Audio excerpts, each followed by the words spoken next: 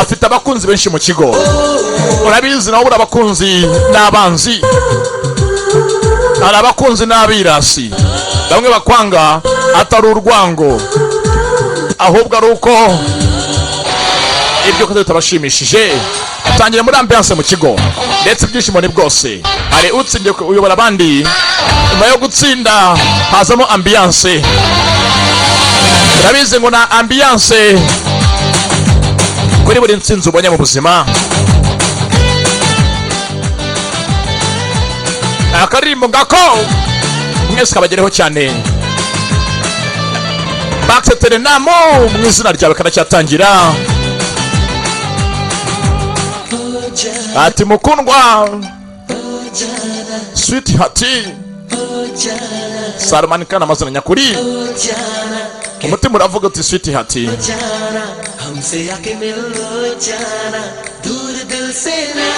Ntujye kure yanjye vayo duhure. Ni amagambo y'akaririmbo. Hana abamasuzi ni benshi, amafaranga yayashoye bamubyinire, yatsinze.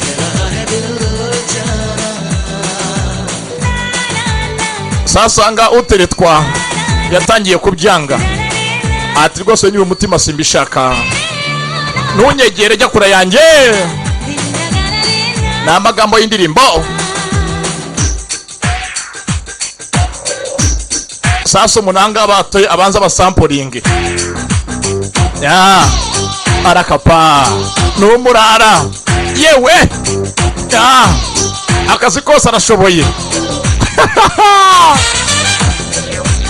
Afite abakunzi benshi mu kigo, abana bose bamwiyumvamo, inshuti ya benshi. Ku ishuri ni gatabi byose ari inywera, aravangavanga.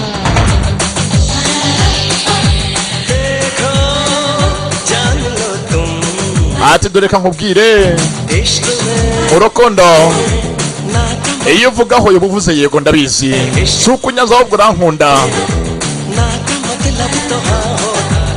N'abasore b'inyanzi burungano ndetse ibyishimo ni bwose.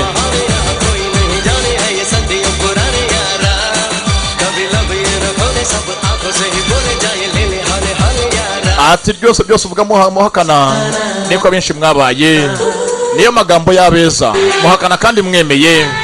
Hoya zanyu turazizi, bose n'urungano baraziranye. Na ambiance ku ishuri, ibyishimo ni bwose.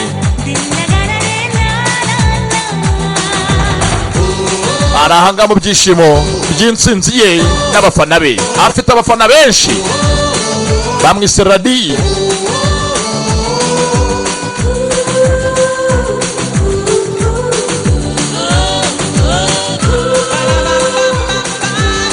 Ariko itabi ntabwo arishyira hasi, anywa ryinshi rishoboka. Nushaka ubyemere.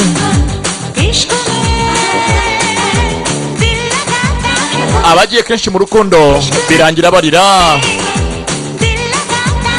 Magambo y'umukobwa.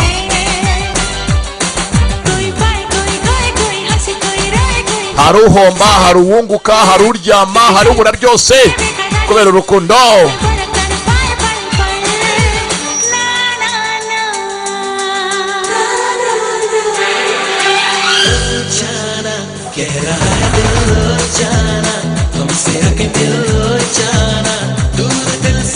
Amagambo ni yayandi ati ntujye kure yanjye mukundwa, nicyo umutima umbwira, vayo nyegera mukundwa.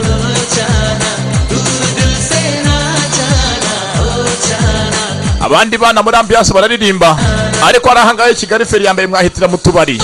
Ndabaza ubu nuko ujya kwihata amayoga.